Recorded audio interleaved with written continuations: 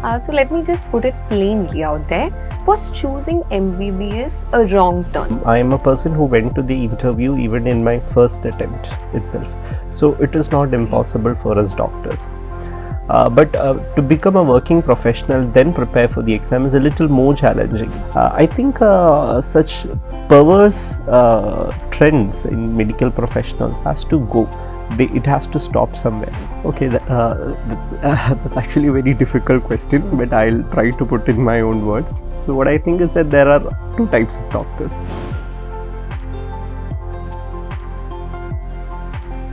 Congratulations, Doctor, on your incredible achievement. We are very thrilled to feature you in our interview series, Thinking Outside the Box.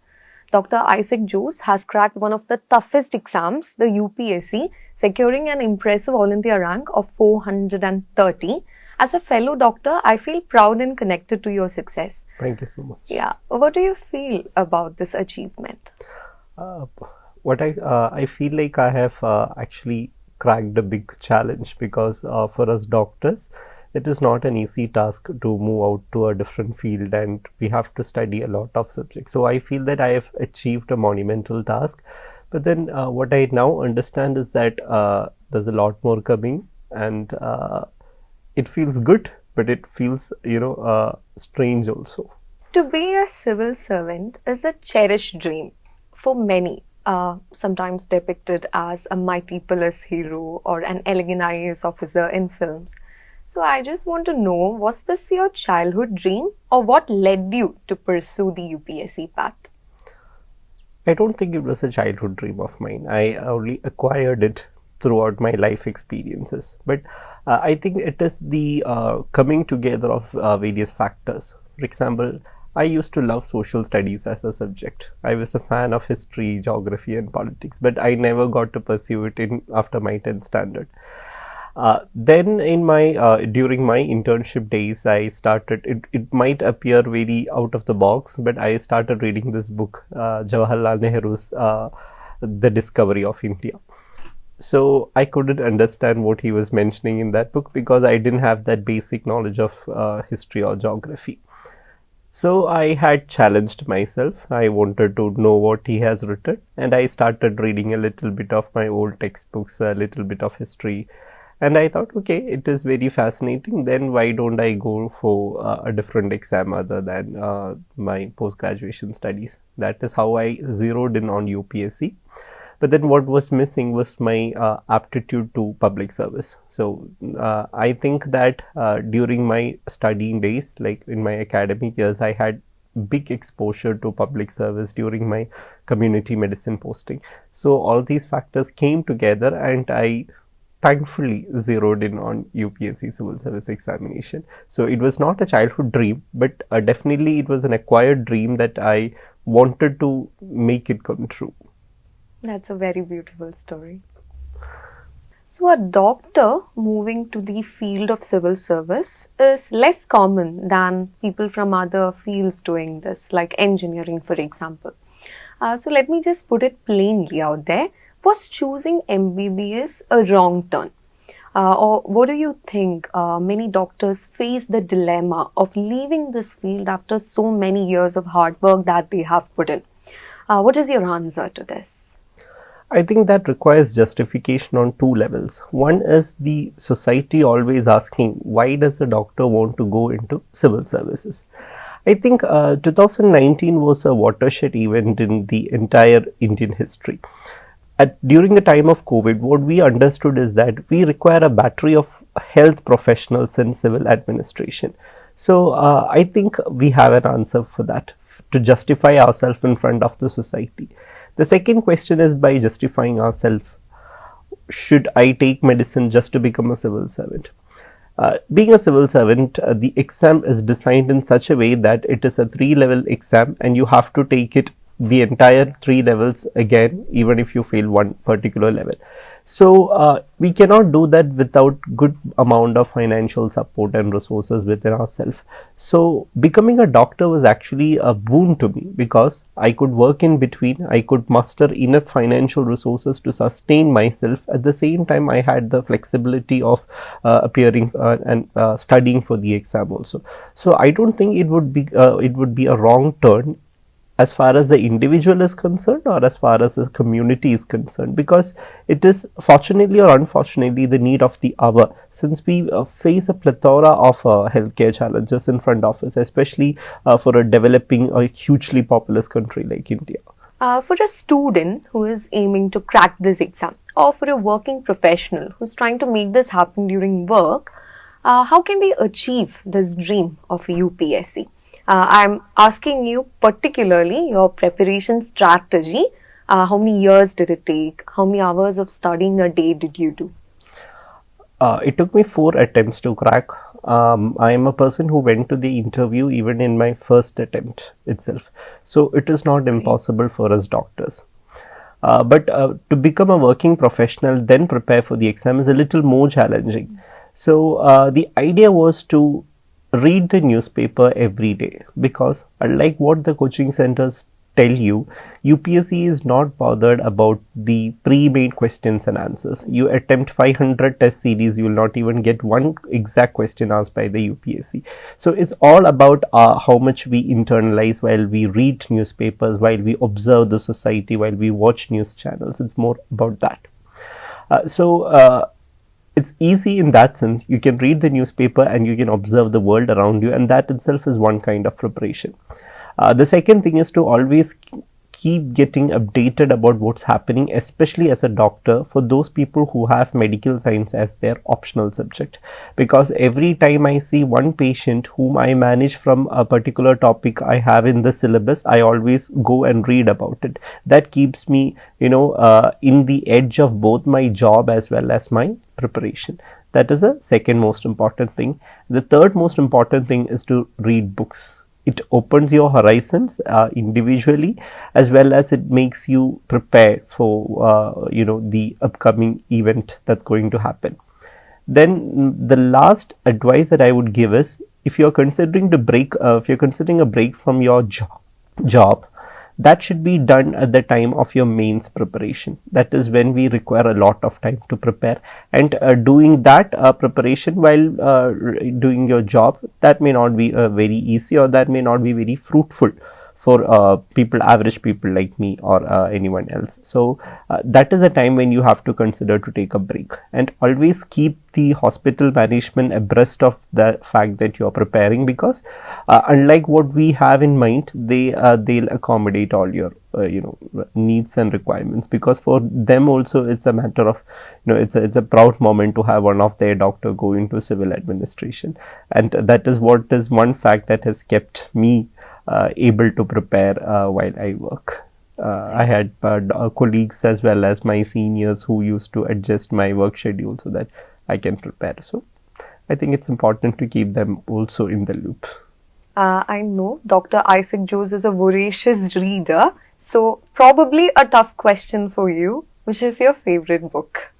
Oh my God, I don't think I'll be able to zero in on one particular book, but what I can tell is that I love non-fiction rather than fiction, especially non-fictions when it comes to Indian society, the Indian diplomacy, as well as India's politics and history.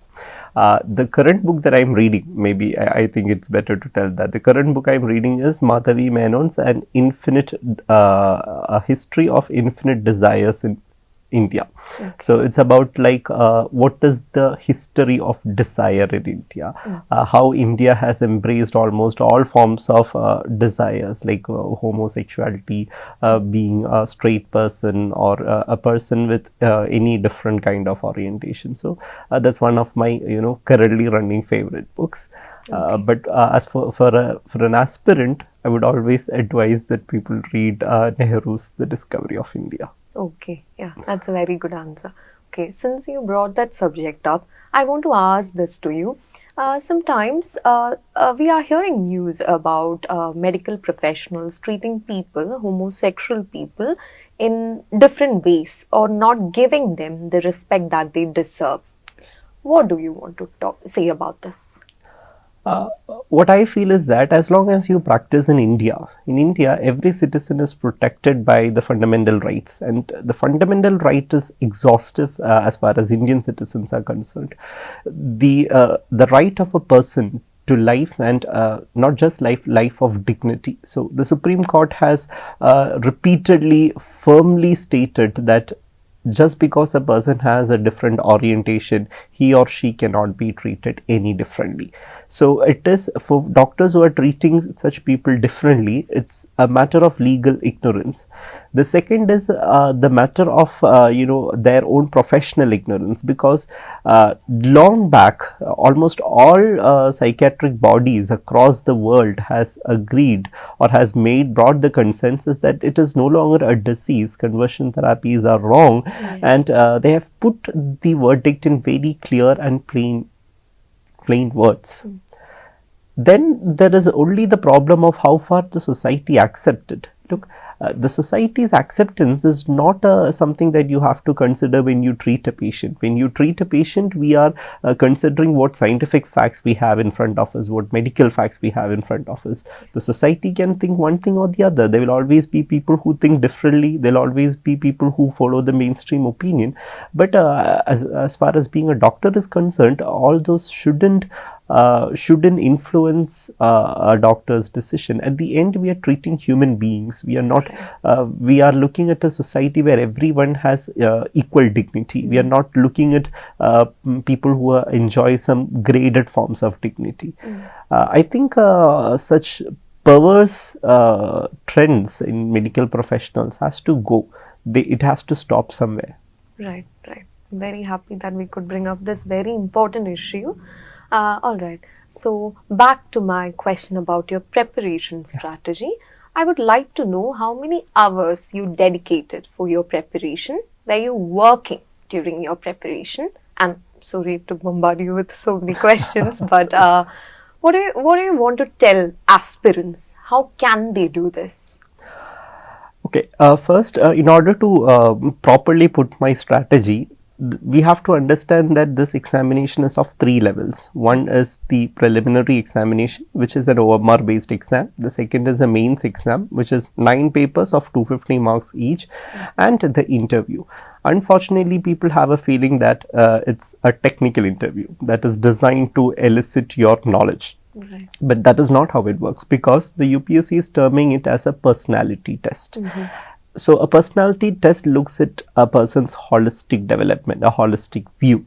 So you cannot crack UPSC by being a bookworm, by shutting off yourself from the society and reading books. That is not how it works. So a preparation strategy first involves communication with the outside world. That is the first thing. Right. The second is that UPSC has very clear syllabus. They clearly tell you what to study, and they clearly tell you from where they're going to ask questions. So you only need to study what's there in the syllabus. You don't have to study the entire medical science. You don't have to study the entire politics, and you don't have to become an economist to answer basic economy questions. So the second thing is to limit our whatever we are trying to take in. That is the second thing. The third thing is regarding the number of hours. As far as I am concerned, I am not a person who is waking up very early to study, nor I am not a person who likes to sleep very late so that I can study.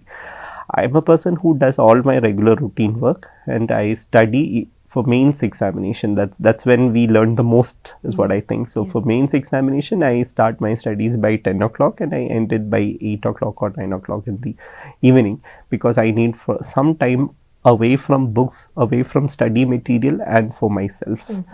That used to be my preparation strategy. And for the real rote learning part, what I did is that I had my own notes for every other subjects, for each and every single subject. So that comes to around 20 books from general studies and around 15 books from medicine. So that's around notes for 35 to 40 subjects. So I used to have my own notes for each and everything, and that is what is going to help us all throughout our preparation. Unless you crack it in your first attempt, For all the 4 attempts, I used my own notes. I did not use any other textbooks apart from those which I read during my initial days of preparation.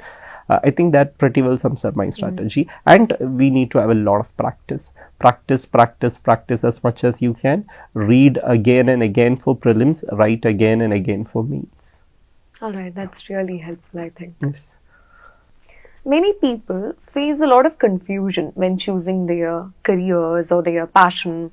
What do you think is one quality that the medical professionals require to pursue this dream with clarity and determination?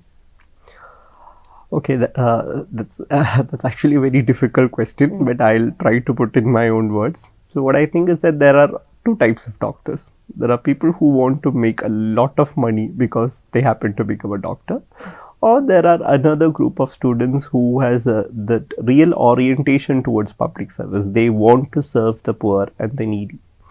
I think if you're a person from group 1, it's better to continue to continue your career as a doctor. But if you are into group 2, if you are a person with a strong orientation towards public service, then those are the people who should pursue civil services. Because if you compare the pay structure of a civil servant as well as a government doctor, private doctor we are not even commenting, but if you are going to look at the government servant, you'll understand that becoming a doctor is a far more financially gratuitous thing rather than becoming a civil servant. So don't come into civil services for the pay.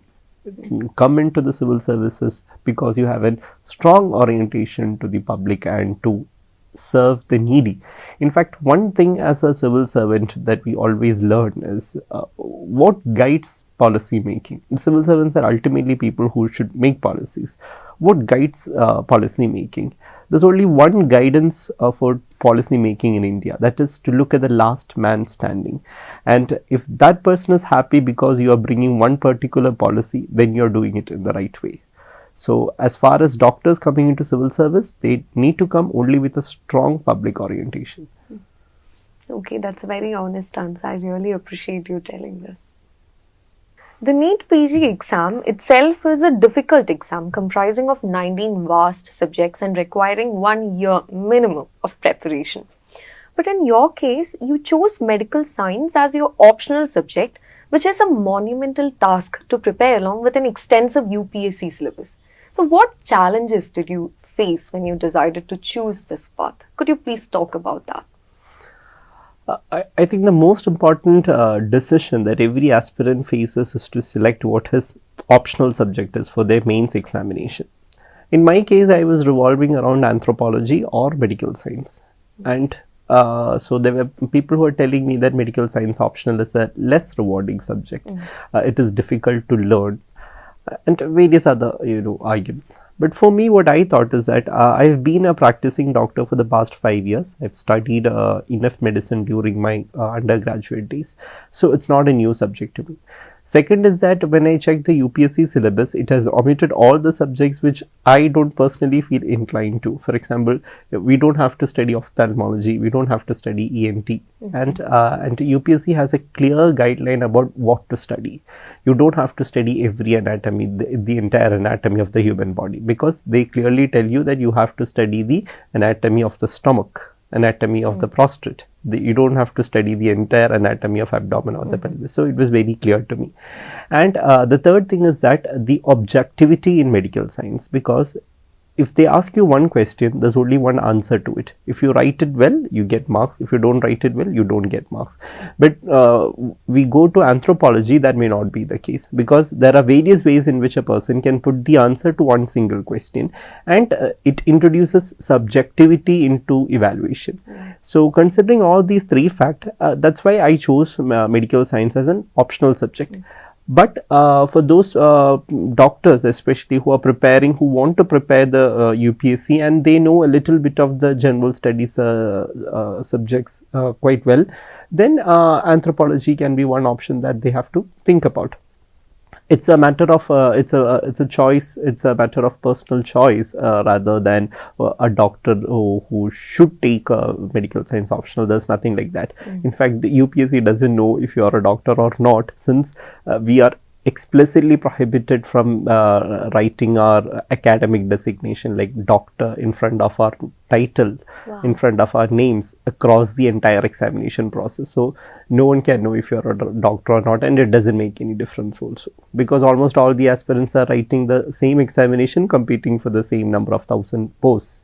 Unlike the NEET PG, which is you have to learn every subject a little more detailed than your undergraduate level, and despite the number of seats are very much, I think the proportion of students writing the NEET PG is quite large. Okay. So in that case, I think medical science optional for me was a logical choice, and I loved the challenge. So it did not look like a challenge to me in the first place. Many aspirants exhaust all their attempts on the UPSC exam, and sometimes some people say that it is better to have a backup option. For example, for working professionals who are doctors, they can have a medical PG as a backup option.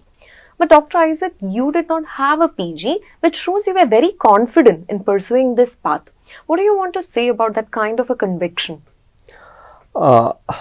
Just like you mentioned, I think the right word is conviction, because UPSC preparation is a vicious cycle. Once you enter into this cycle, it is very hard to come out of it unless you have, unless you either clear it or you have exhausted all your attempts, and there's no legal way of entering back into the cycle. So it's very difficult. So we need to have the conviction regarding how many number of attempts that I will give, and only then enter into the UPSC cycle. I know doctors who have resolved to not take more than 2 attempts, and some people have entered into the rank list. Some people have not entered into the rank list, and now they're pursuing their own PG.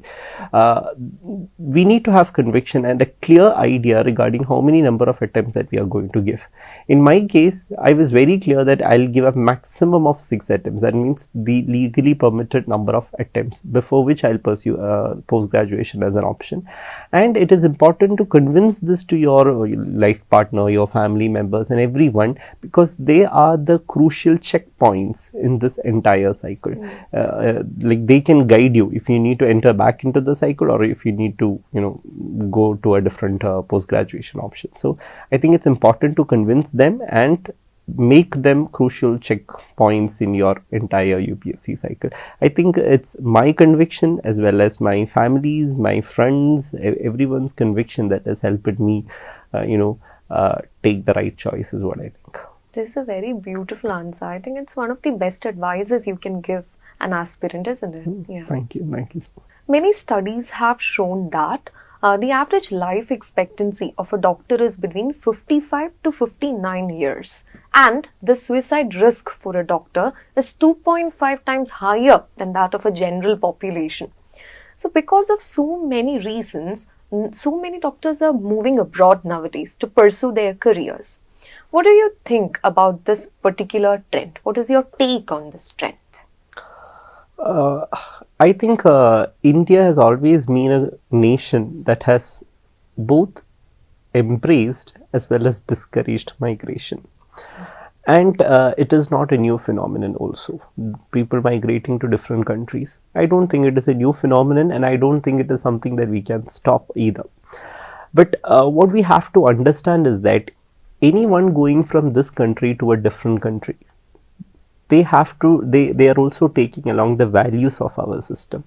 And it is important perhaps to give back to this nation, because we give fundamental education free of cost, we give higher education opportunities, and it is important to give it back to this nation.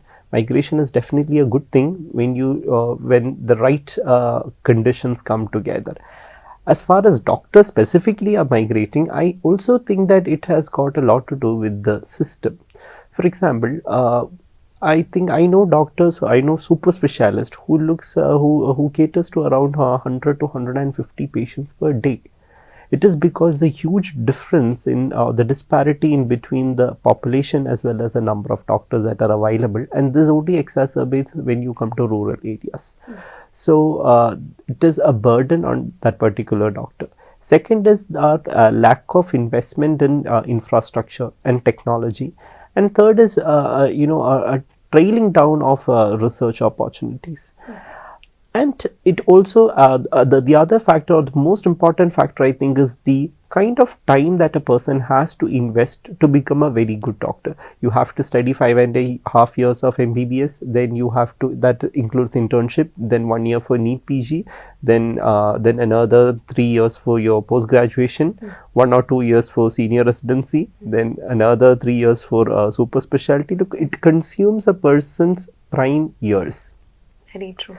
So I think if you every other doctor, they'll be looking at the cost benefit ratio, and as far as the system is concerned, the cost to benefit ratio is very low. The cost is too high and the benefit is too less, and then they have to spend another 5 or 10 years doing hard work to build up a practice.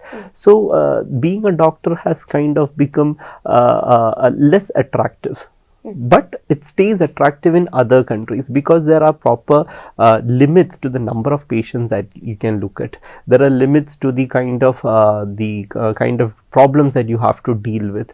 There is vast opportunity in areas of technological advancements and research. So I think this is a natural phenomenon, and it is a clear signal that something in India has to be improved. It's not easy to do it in one step, but it's definitely something that we have to look towards too. That's my take on migration of doctors. Is it wrong? No, it is wrong. But it would be better if they give something back to this country also. Like I know doctors who go abroad, study the most latest advancements and newer techniques, and they come back and use it in their own hospitals here in India. So such trends are definitely encouraging, and I think it has this entire system has to be reformed. Not at a single sweep, but taken bits by bits. Can you give us a way that we can bring about this reformation in the system?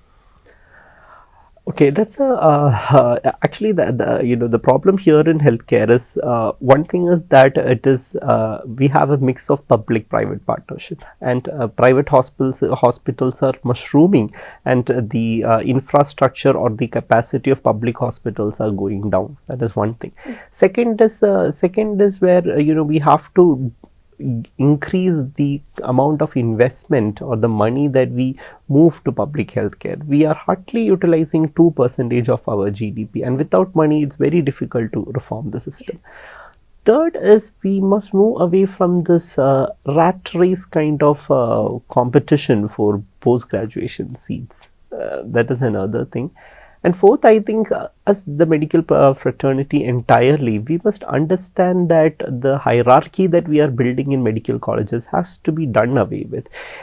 Only if we accommodate fresh minds will they bring fresh ideas, and this hierarchy must stop. This negativism that we have, the junior-senior relationship, the seniority complex, it has to stop. I'll just illustrate with an example. I know a public institution, a medical college. It's a government hospital. Now they have introduced this new system of it's not a new system for us, but they have introduced one laparoscopy machine. The head of the department doesn't know how to do laparoscopy. So what she does is that she's telling that, look, I am responsible for this particular machine, so no one should touch it. That laparoscope is there for around 3 to 4 years. The juniors who know laparoscopic surgery, they are not permitted to touch it, and it is not being beneficial for the patients, nor the hospital, nor the entire fraternity. So such kind of practices has to stop. But for people who would really love to read or understand more about the issues plaguing our healthcare system, I think I'll suggest a book.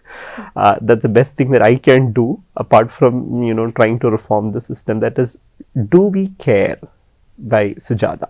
Now Sujata madam used to be our previous health secretary, and she has brought in some fantastic solutions to almost all the problems that we are facing. I think that would be a good read also. We are dedicated to helping doctors find their passion by equipping them with the necessary skill set and placing them globally, thereby giving back to the medical community. So I just want to ask you, as a doctor ascending the steps of bureaucracy, what are your plans to give back to the medical community? Uh, I think we have already discussed one aspect of it. That is, making doctors passionate and empathetic towards people, and removing from their minds this artificial distinctions of gender, color, caste, orientation. All this has to stop.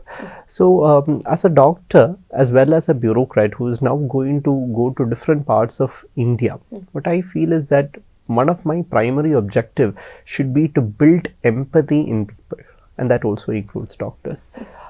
We have people with disabilities, people who can't talk, who can't see, the deaf people, people who have different orientation, people who are facing challenges because of climate change, persecution, religious intolerance, majoritarianism, fundamentalism, terrorism. Now, all these are places where doctors, they can really make a change by being examples of becoming passionate human beings. And I think my entire field of focus, or my entire concentration, would be to bring out stories of people who require passion, where doctors can bring change. That would be my first basic tenet of giving back to the community.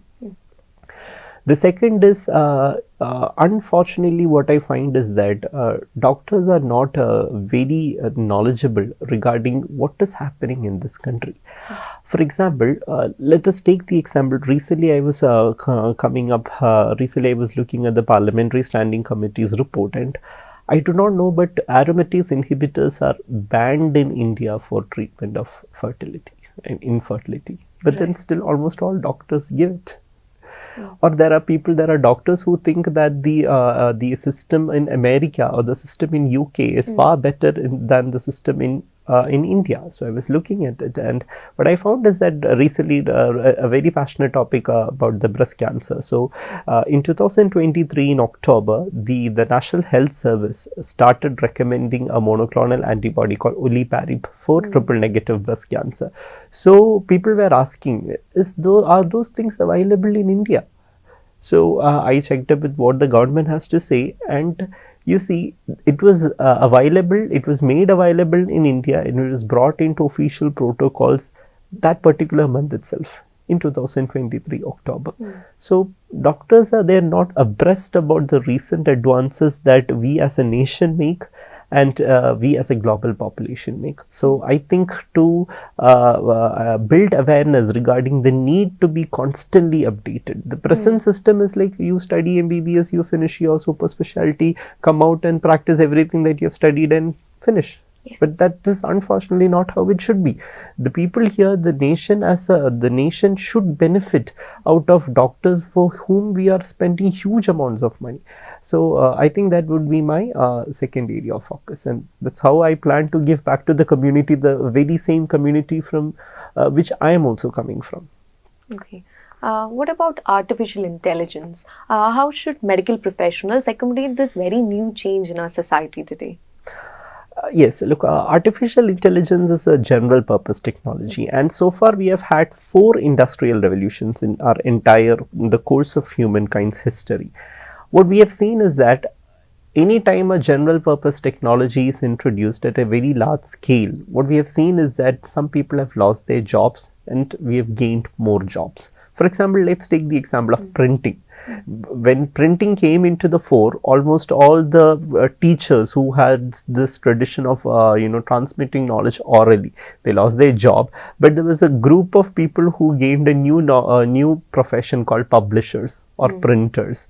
So this is the impact of general purpose technology, and that also applies for us doctors. In case of artificial intelligence, if you are a doctor who is standing away, turning your face away from general purpose technology like AI, you're going to perish in this field. But if you're a person who embrace it, then I think you'll find a person reaping the benefits of it. We used to appoint a person like a secretary in order to manage the patient inflow in our outpatient departments, but now you see that it's being done by artificial intelligence. So you learn to embrace the technology, then you can convert any disruptive general purpose technology into a very fruitful technology. So that is where doctors must find their place, is what I think. Yeah. Thank you so much, Dr. Issac, for coming here today, giving us some insights about this very important topic. I hope that so many people watching this now can confidently pursue their dream of the UPSC. I wish you all the best for all your future endeavors. I'm sure that you'll succeed and reach great heights. On behalf of myself and the RxGlobal, I thank you and congratulations once again. Thank you.